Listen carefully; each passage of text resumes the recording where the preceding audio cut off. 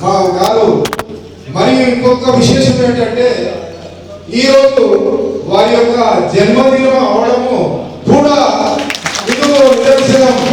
వారికి మన సంస్థ తరఫున మన యొక్క pensioners welfare association Kazipet branch తరఫున ఆ భగవంతుని కోరుతున్నాం.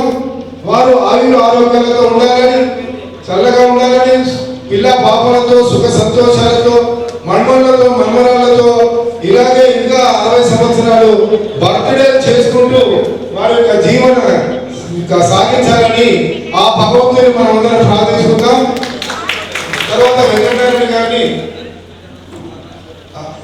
అందరూ మా అన్నకు శుభాకాంక్షలు, పుట్టినరోజు శుభాకాంక్షలు మనం చేసుకుంటాం. ఇప్పుడు మన వెంకటనారాయణ గారిని 2 నిమిషాలు ప్రసంగించవలసిందిగా కోరుతున్నాం. ఈరోజు పెన్షనర్స్ అసోసియేషన్ యాన్యువల్ డే సందర్భంగా ఈ సభకు అధ్యక్షత వహించినటువంటి కృష్ణమూర్తి గారికి, అలాగే zonal pensioners association zonal president Narayana గారికి, అలాగే జోనల్ సెక్రటరీ విద్యాసాగర్ గారికి, అలాగే pensioner association divisional president Shri Anjaneya గారికి, అలాగే నా గురువు మరియు నా స్నేహితుడు ఎల్లవేళ నా వెంబడి ఉండి అంటే నేను చెప్తాను, నా పర్సనల్ చెప్తాను. సెక్రటరీ టిఎస్ సాయి కుమార్ గారికి, అలాగే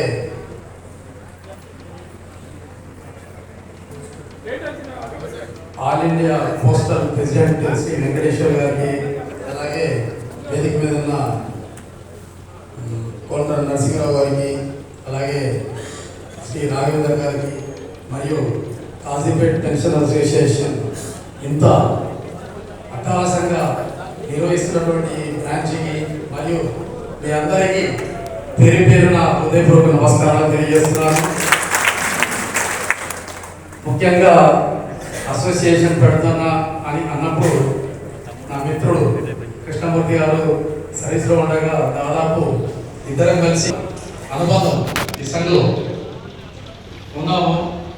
ఏదున్నా చెప్పేవాడు, నాగడ పెద్దవాడు, న్యాయవాది, ఎల్ఎల్బి చేసినటువంటి వ్యక్తి, మంచి గ్రాడ్యుయేట్. అలాంటి వ్యక్తి అయినా నాతో కొన్ని విషయాల్లో సలహాలు, సంప్రదింపులు అన్న ఎట్లా ఉండదు అనేవాడు. అన్న సంబంధాన్ని డిలిమిషన్లో ఇతర ఒకే దగ్గర పనిచేసేవాడు. అన్న రిటైర్డ్ అయ్యాడు, కనబడలేడు. అన్నగారు అన్న ద్వారా అన్న పరిచయం అయ్యాడు. కానీ మేధావి, పరులకు సహాయం చేయాలనే తత్వం అందరికీ రాదు. తెలివి ఉండి సమయం ఉండి కూడా చేయలేని వాళ్ళు చాలా మంది ఉన్నారు. అందులో ముందుకు వచ్చి చేసినటువంటి వ్యక్తి కృష్ణమూర్తి. అదే గుర్తించి అన్న కాజీపేటలో మేము బ్రాంచ్ ఓపెన్ చేస్తాం కదా పెన్షన్ అసోసియేషన్ అంటే, అన్న మీకు ఆల్రెడీ ఒక అసోసియేషన్ ఉంది కదా, అందరూ ఒకే దాంట్లో ఉంటే బాగుంటుంది, మళ్ళీ ఇందులో వర్గాలు ఎందుకు అని అంటే లేదన్నా వాళ్ళు చేసే పనులు ఇలా